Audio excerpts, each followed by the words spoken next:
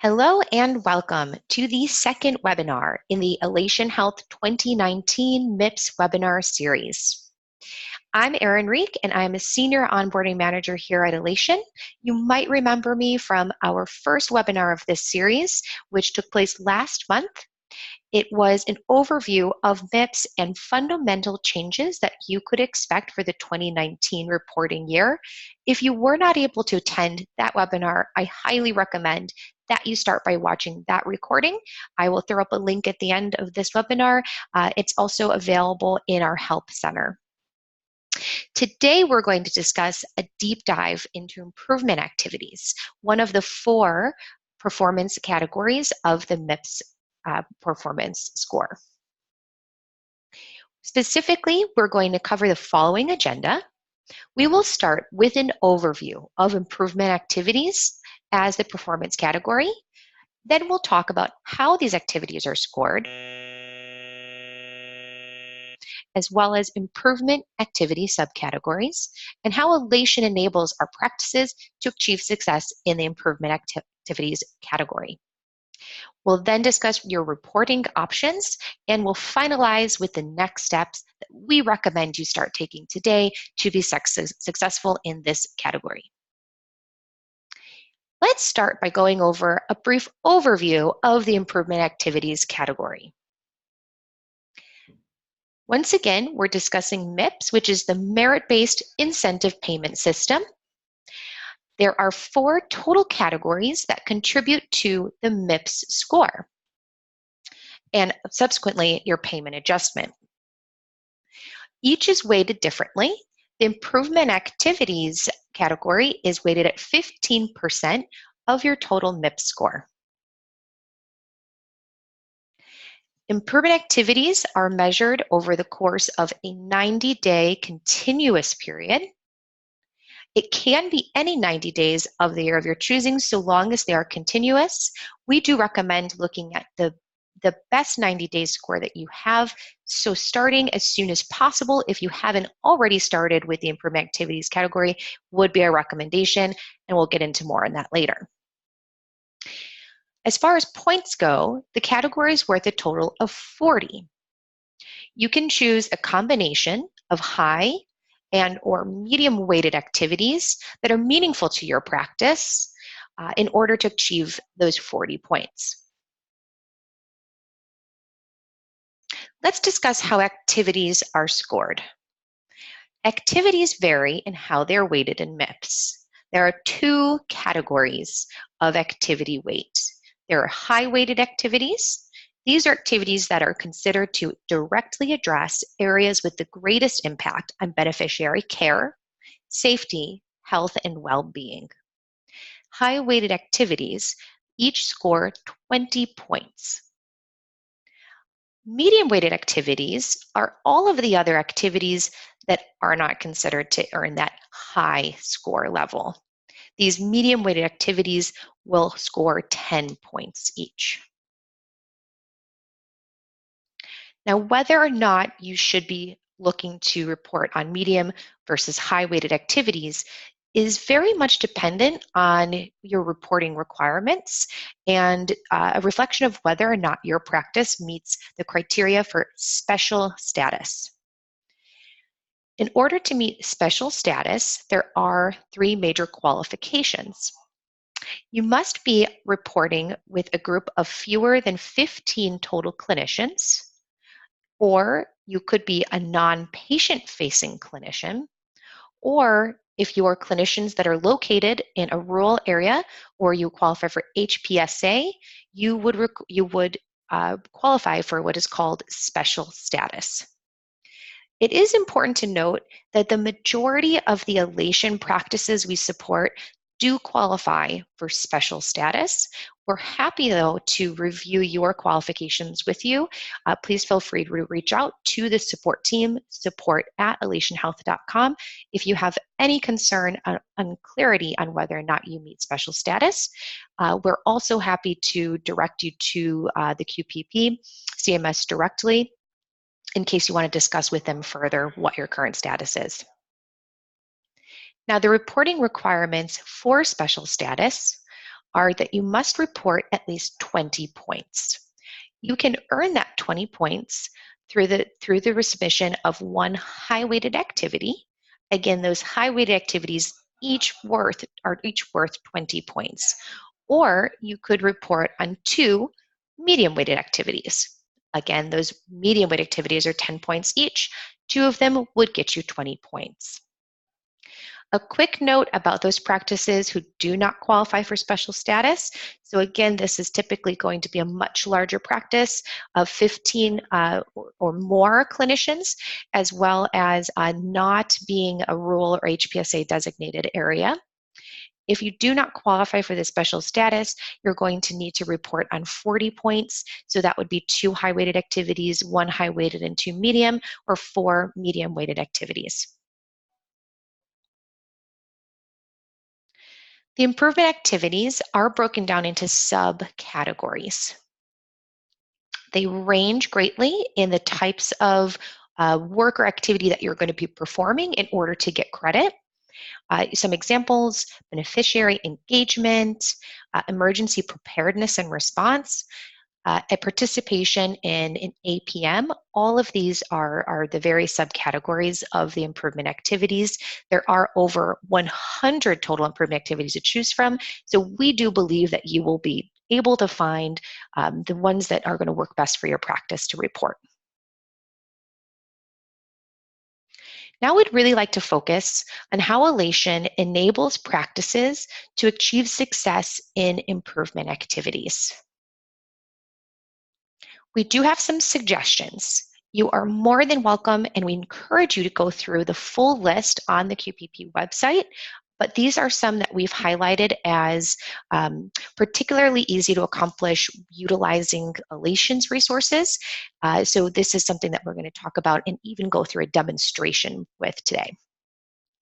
So for the suggested high-weighted activities, there are several CDC training courses that are all done online, and two of which that we found to be popular amongst our clinicians would be the CDC training on CDC guidelines for prescribing opioids for chronic pain, as well as the CDC training on antibiotic stewardship. It is important to note that these courses can only be repeated once every 4 years. So if your practice has already engaged in these courses over the last 2 years, you are going to want to look at other alternative high-weighted activities to earn the credit. Another suggested high-weighted activity that you can directly use Elation to engage would be the expanded practice access. Expanded practice access means a demonstration that you are providing services outside of your standard or regular business hours. And there are three primary ways that you could use Elation to demonstrate that you're providing this type of service. One would be through time-stamped visit notes outside of your regular business hours. Another could be patient passport activity, that being the patient passport portal. That is going to be outside of your regular business hours. And then another one would be the appointment type. So actually having a same day, next day, or after hours appointment is also going to demonstrate expanded access. What I'd like to do now is actually go right into a demonstration into the Elation app on expanded practice access and how you can utilize Elation's tools to engage in this high-rated activity.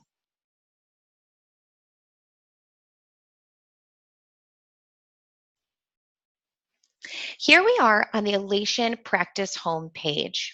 And we're discussing the expanded practice access measure and how you are able to utilize Elation to demonstrate to CMS that you are performing this measure. One of the examples that was mentioned was demonstrating that you are taking same-day appointments, and that is as easy as creating an appointment type for your calendar in Elation called same day or something very similar. You can see that over here on the left, I have a patient, Molly MIPS, on the schedule. When I click the pink box, I'm able to get full detail, including the appointment reason. Appointment reason is that it is a same day appointment. And again, this was an appointment type that I created. If you have any questions on how to create or update your appointment types, please do feel free to reach us. You can reach us at support@elationhealth.com, or conveniently, you can use the I Need Help button within your Elation account. Now we're going to take a look at MIPS chart and demonstrate how you can establish an after-hours visit. An after-hours visit could be after hours during a weekday, or it could be a weekend visit as well, whatever is out of your typical business hours as you define them.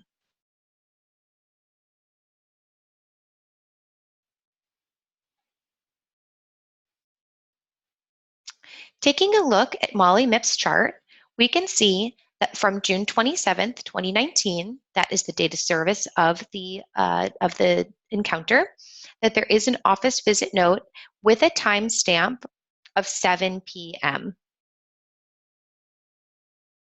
The signature by the provider is also demonstrating that the patient was seen by this provider. And again, that the fact that the appointment took place at 7 p.m. is outside of the practice's regular operating hours, and that is a demonstration of expanded practice access.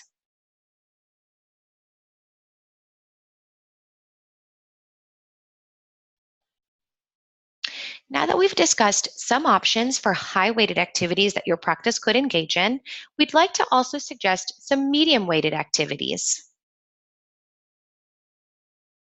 Medium-weighted activities do not count for a total of 20 points each. They count for a total of 10 points each, meaning that you would need to at least report on 2 if you qualify for special status and 4 if you do not qualify for special status. Fortunately, in Elation, there are quite a few easy-to-use tools that would help demonstrate your engagement in these medium-weighted activities, and we've pulled a few suggestions to the forefront here.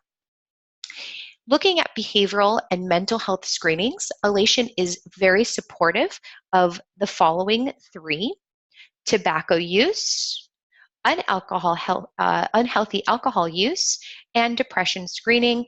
Most of you are probably familiar with the PHQ-2, PHQ-9. Those are screenings that are definitely available within the Elation app.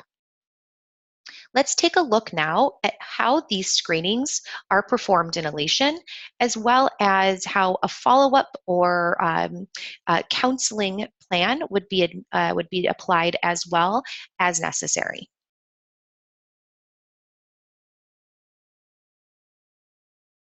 Here we are back in MIPS chart.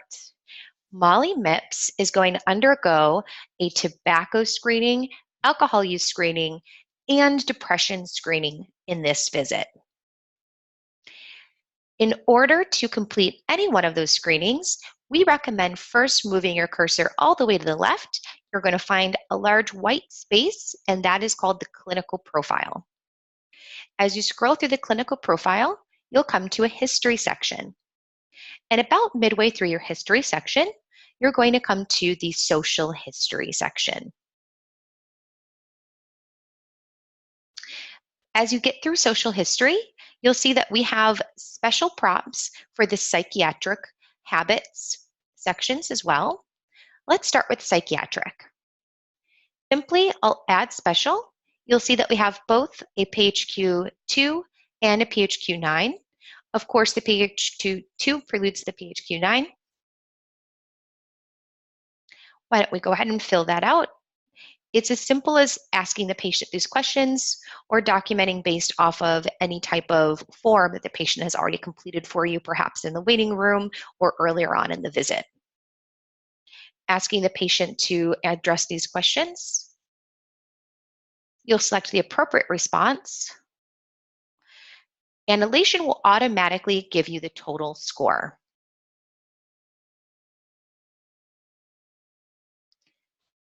You may export this to your visit note using the Actions button.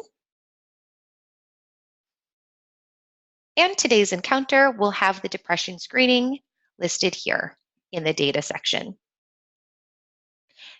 When you have a positive score, it is of course recommended that you continue on with the PHQ-9. And if the PHQ-9 continues to be positive, you are going to want to document in the follow-up section or the plan section of your chart note. Next, let's discuss the habit section, where we can find an alcohol audit and a smoking status audit as well. We'll simply click Add Special, Alcohol Use, and then we'll engage the forms similarly to the way we did with the PHQ-2.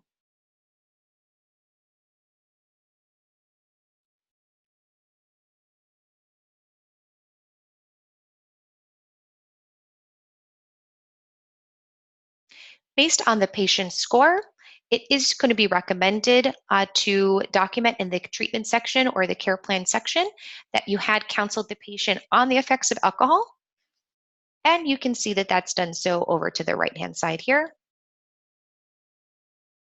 Whether you place this information into the treatment or to the care plan is really a matter of preference to you. It does need to be documented somewhere in the chart note for that day, but really it is up to you where it makes most sense or where it's most fitting. Similarly to discussing alcohol usage, you will also want to screen your patient for tobacco use. It's quite simple. You'll see the prompt for smoking over to the left, and then a plus add smoking status button. Of the options that are prompted, select the one that closely matches the patient's response.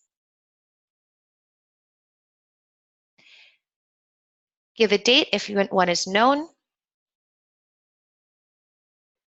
And then, of course, based on the patient's response, you may need to engage the patient in some form of counseling.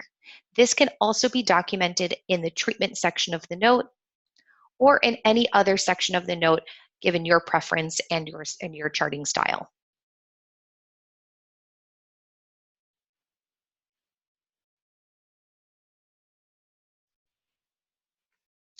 Now let's discuss another possible medium-weighted activity that you could utilize elation to demonstrate for the QPP. Population management, including the advanced care planning or the implementation and processes to develop advanced care planning, does count toward a medium-weighted activity. Elation has a very easy to use workflow that we strongly recommend our practices engage in if they are interested in highlighting this medium weighted activity for reporting for the 2019 year. Let's take a look at that workflow now.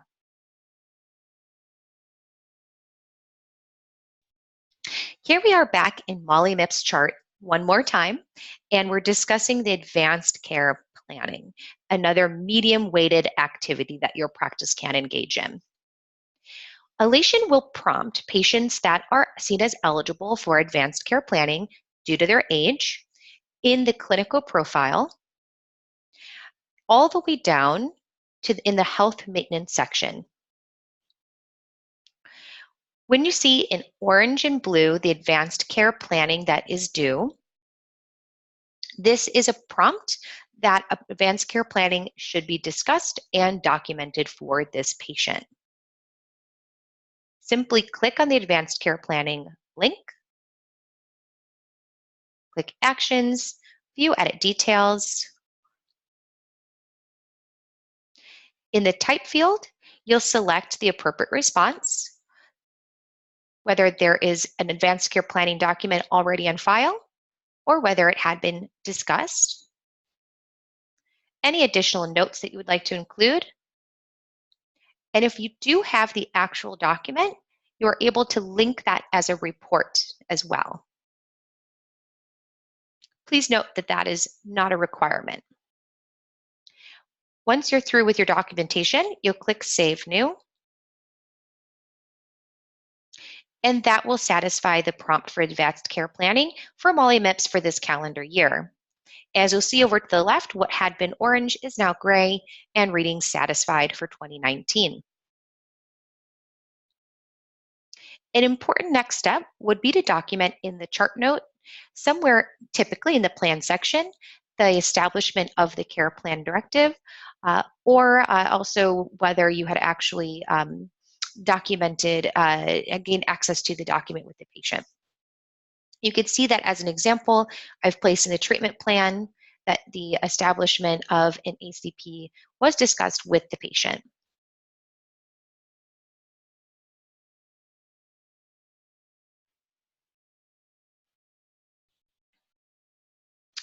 Now that we've discussed both some suggested high-weighted and medium-weighted activities that we'd recommend your practice take a look at to see if they work for your practice's workflow, let's discuss the reporting options for the improvement activities performance category.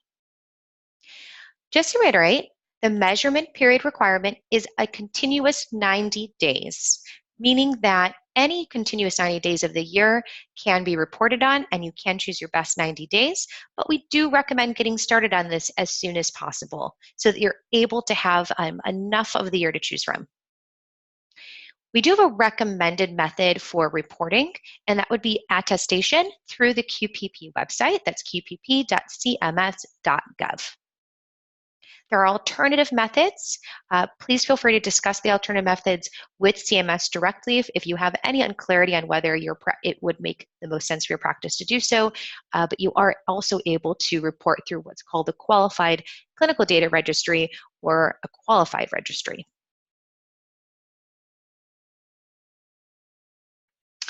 Now let's go ahead and get right into what you can do right now to set up your practice for success in the improvement activities category.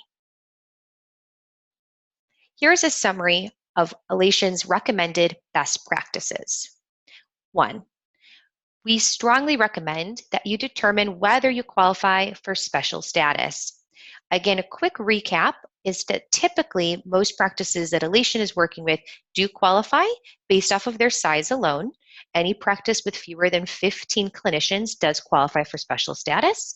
Any practice that is in a rural area also qualifies for special status. If you have any further questions about that, you may contact us directly or contact CMS for clarification. Number 2, we recommend that you choose the appropriate number and mix of weighted activities based on your special status qualification. For a quick review, you do need to get a total of 20 points if you're special status and 40 if you are not.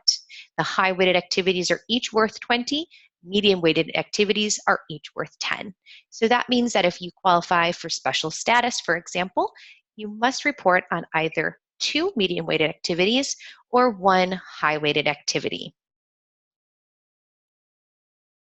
Number 3, we recommend that you identify and train your practice on those necessary workflows to complete your practice's selected activities. Typically, we also recommend that there be one main or primary individual responsible for tracking the improvement activities, and that individual can train the rest of your practice on those best practice workflows. Number 4, we do also strongly recommend that you implement these workflows as soon as possible. Again, you do need to report on a minimum of 90 continuous days. So if you were to get started any later than October 1st, that would be problematic for your reporting period. It is critical that you start reporting that you start implementing as soon as possible, but certainly no later than October 1st. And then our final best practice would be to look out for our upcoming webinars from the Elation Health MIPS team. We are going to be rolling out additional webinars, and as per usual, we definitely want to encourage your feedback. If there are topics that we have not yet covered that you would like to see us cover, please do feel free to reach us. We're always happy to get that feedback. You can reach us again directly at support@elationhealth.com. Now, finally, let's wrap up with some online resources. So once again, we do have an Elation 2019 MIPS guide. We also recommend that you utilize both the QPP website and the QPP resource library. They're extremely helpful and do a great job of detailing a lot of useful information. And we'd also like to link the CDC training training guide. So previously in Earlier on in the webinar, we discussed 2 high-weighted activities that you might want to consider, both of those being CDC training courses that you can do online, and you can directly register for one or both of those training courses here through these links: the CDC training on guidelines for prescribing opioids and the CDC training on antibiotic stewardship.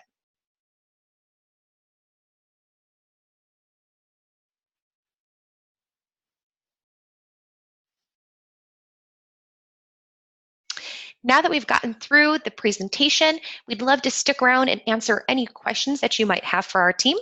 So please do feel free to utilize the chat section. You're going to find that at the bottom of the screen. We're going to stick around and answer any questions that come up. So thank you so much again for joining us, and let us know if you have any questions.